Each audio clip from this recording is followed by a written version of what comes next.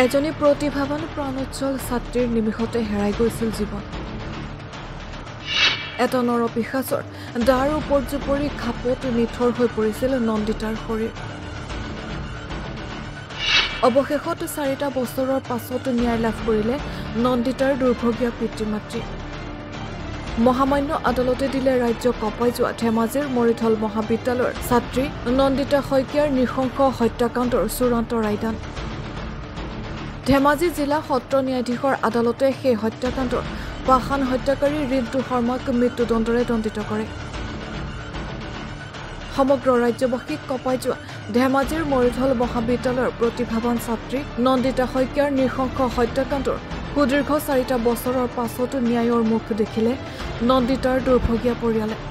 ধেমাজি জিলা সত্ৰ ন্যায়াধীশৰ আদালতে অৱশেষত মৃত্যুদণ্ডৰে দণ্ডিত কৰে নন্দিতাৰ পাষাণ হত্যাকাৰী ৰিণ্টু শৰ্মাক। সৰ্বমুঠ 41জন সাক্ষীৰ সাক্ষ্যদানৰ অন্তত ৰায়দান সম্পন্ন এই গোচৰত ধেমাজি আৰক্ষীয়ে হত্যাকাৰী ৰিণ্টু শৰ্মাৰ বিৰুদ্ধে আদালতত দাখিল কৰিছিল 400 পৃষ্ঠাজোৰা চাৰ্জশ্বীট। উল্লেখ্য যে 2021 চনৰ ঠিক 21 আগষ্টতে ধেমাজি নগৰৰ মাজমজিয়াত দিন দুপৰতে নৃশংসভাৱে সংঘটিত হৈছিল এই শিহৰণকাৰী হত্যাকাণ্ড। সমগ্ৰ অসমতে তীব্ৰ প্ৰতিক্ৰিয়াৰ সৃষ্টি কৰাৰ লগতে অসমবাসীৰ মন মগজু জোকাৰি গৈছিল এই হত্যাকাণ্ড।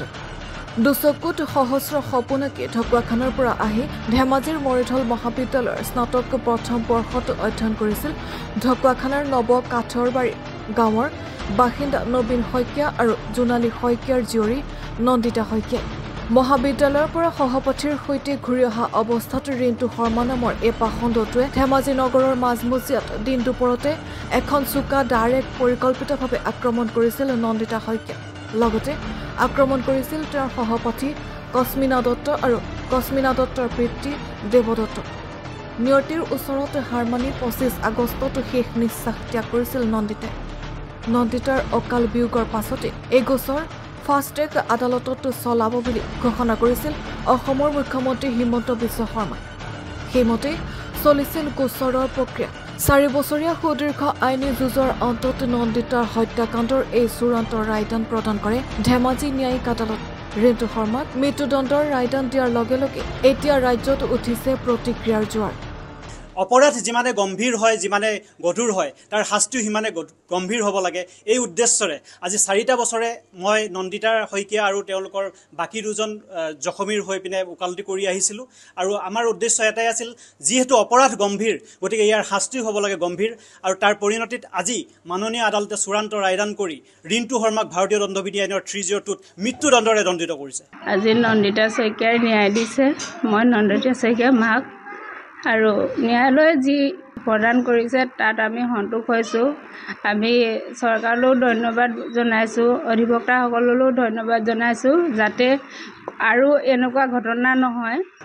আমি তাৰ কাৰণে সকলোকে ধন্যবাদ জনাইছোঁ, যাতে এই প্ৰক্ৰিয়া দেখি আৰু উঠি অহা প্ৰজন্ম আৰু নাৰী জাতিটো যাতে সুৰক্ষা হয়, আমি সেইটোকে কামনা কৰিছিলোঁ। আৰু সেইটোৱে আজি মহামান্য আদালতে প্ৰদান কৰাৰ কাৰণে আমি ধন্যবাদ জনাইছোঁ। উপযুক্ত শাস্তি ন্যায়ালয়ে প্ৰদান কৰিব পাৰিছে। ন্যায়ালয় এইটোত মই আজিও যে ন্যায়ৰ প্ৰতি মানুহৰ আস্থা হেৰাই গৈছিলে, আজি প্ৰমাণ কৰিব যে প্ৰকৃত দোষীক ন্যায়ালয়ে দোষীক শাস্তি প্ৰদান কৰিবলৈ এতিয়াও ন্যায় ঠিক আছে। News desk, NZT news.